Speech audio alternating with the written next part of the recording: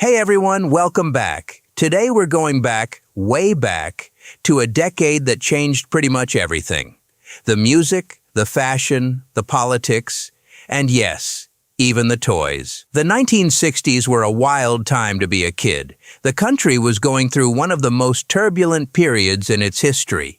But if you were 8 years old and it was Christmas morning, none of that mattered, because under that tree might be something that would become one of the most iconic toys ever made. Today, we're counting down the toys that defined the 1960s, where they came from, why kids went absolutely crazy for them, and what happened to them after the decade ended. Let's get into it. Toy number 5.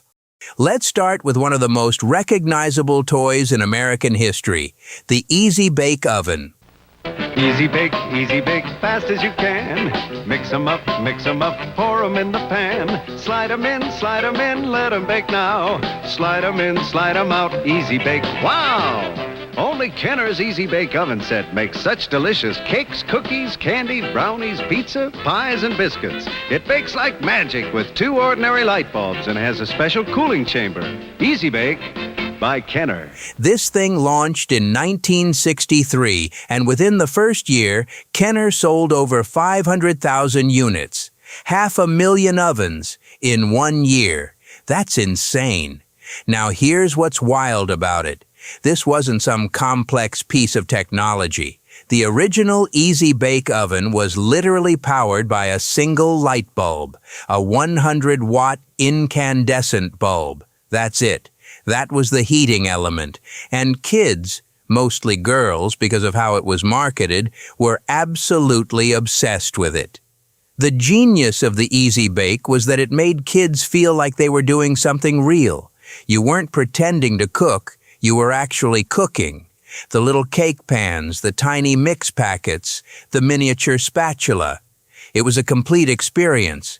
Kenner marketed it almost exclusively to girls, which drew criticism then and now. But the cultural footprint it left is undeniable. Over 23 million Easy-Bake ovens have been sold since 1963. It's still being made today, though now it uses a proper heating element instead of a light bulb, because the government phased out incandescent bulbs. A small but kind of poetic end to the original design. Toy number 4, G.I. Joe, 1964. Hasbro looks at Barbie, which is dominating the toy market, and thinks, what if we made an action figure for boys? And the word action figure, that was literally invented for G.I. Joe, because Hasbro knew boys wouldn't buy a doll, so they just called it something else. Marketing genius.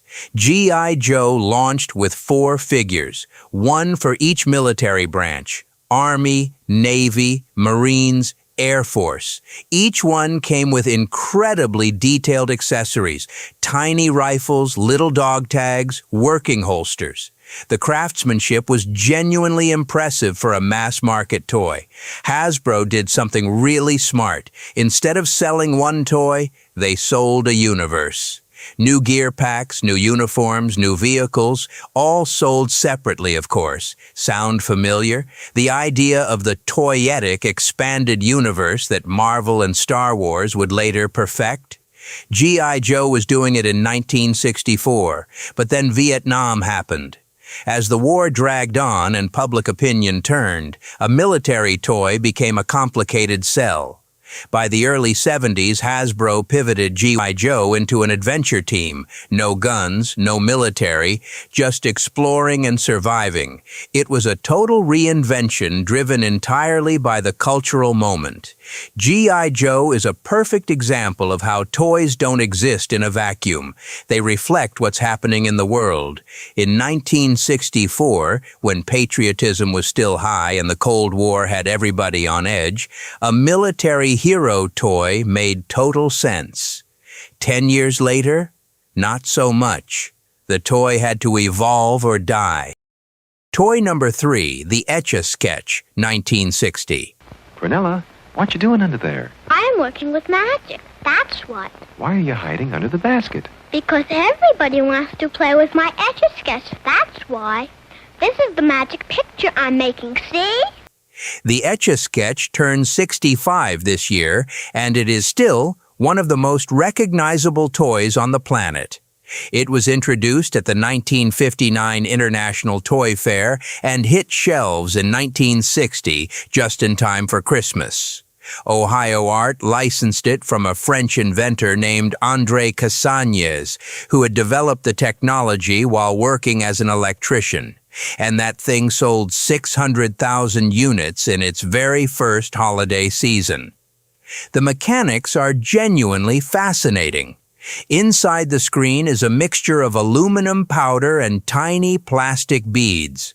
The two knobs move a stylus that displaces the powder, leaving lines. When you shake it, the beads redistribute the powder and the screen goes blank again. Simple, tactile, satisfying. What made the Etch A Sketch endure wasn't just the novelty. It was the skill ceiling. Anyone could doodle. But mastering it? Drawing circles or diagonal lines with those two perpendicular knobs? That took real practice. It created this whole subculture of Etch A Sketch artists who could produce genuinely stunning portraits and landscapes. Ohio Art manufactured Etch A Sketch in Bryan, Ohio for decades. This thing had cultural power. Toy number 2, Barbie's World Expands, 1960s. Barbie, you're beautiful. You make me feel my Barbie doll is really real. Okay, Barbie technically launched in 1959, so we're not going to credit the 60s with inventing her. But the 1960s are when Barbie became a phenomenon. This is the decade when Mattel built the entire Barbie universe, and it's worth talking about. Ken arrived in 1961, named after the real-life son of Barbie's creators, Ruth and Elliot Handler. Midge, Barbie's best friend, came in 1963, little sister Skipper in 1964. By the mid-60s, Mattel wasn't just selling a doll. They were selling a social world. The fashion was a huge part of it. Barbie's clothes in the 60s reflected exactly what was happening on the runways and in the streets. Shift dresses, mod patterns, go-go boots. There were Barbie outfits that mirrored Jackie Kennedy's style almost exactly. The doll was a mirror of the culture, updated constantly to stay current. There were also careers. Astronaut Barbie showed up in 1965, 4 years before the moon landing. Dr. Barbie, Surgeon Barbie. Whatever you want to say about Barbie's proportions and the conversations around body image, those career dolls were genuinely groundbreaking for what they told little girls they could aspire to be. Toy number 1, Hot Wheels, 1968. They're the fastest metal cars you've ever seen. Mattel's new Hot Wheels. Collect them by themselves or get them in wild new action sets. Mattel, already dominating the girls' toy market with Barbie, decides to take on Matchbox, which had been the king of die-cast cars for over a decade. And they didn't just take them on, they obliterated them. Here's why. Matchbox made realistic cars. Hot Wheels made cool cars. There's a difference. Hot Wheels were lower to the ground, had special low-friction wheels. They called them mag wheels.